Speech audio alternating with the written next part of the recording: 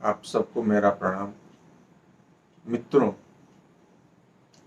अक्सर हम सबके दिमाग में ये बात आ जाती है या हम कहीं सुनते हैं, कहते हैं कर्म प्रधान है या भाग्य। हम परिस्थितियों के बस यह सोचने पर भी मजबूर हो जाते हैं कर्म प्रधान है या भाग्य प्रधान है। हमारे शास्त्रों में कर्म को प्रधानता दी गई है। इस बात से इनकार भी नहीं किया जा सकता कि कर्म प्रधान है, लेकिन इसके साथ मैं जोड़ना चाहूँगा कि कर्म के साथ साथ भाग्य का भी अपना स्थान है। थोड़ा सा ही सही, लेकिन एक स्थान है भाग्य का भी हमारे जीवन में। अर्थात कर्म और भाग्य दोनों अपना अपना स्थान रखते हैं। और मैं ऐसा क्यों कह रहा हूं? क्योंकि अगर हम केवल भाग्य को प्रधान मान लें तो हम निश्चित रूप से ही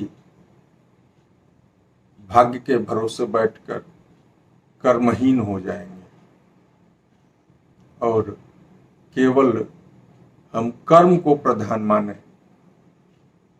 तो भी ये हमारे लिए हितकर नहीं होगा,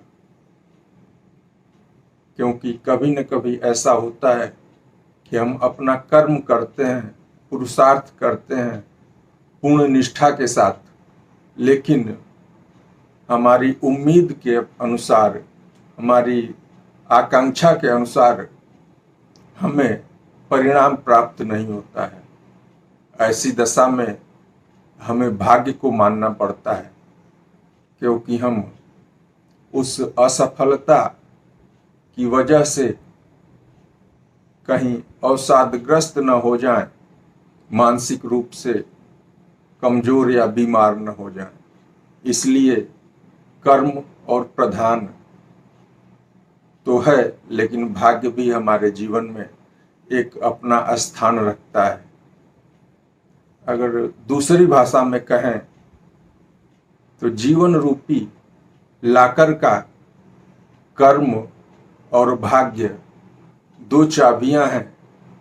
कर्म रूपी चाबी हमारे पास है और भाग्य रूपी चाबी मैनेजर के रूप में ईश्वर के पास है।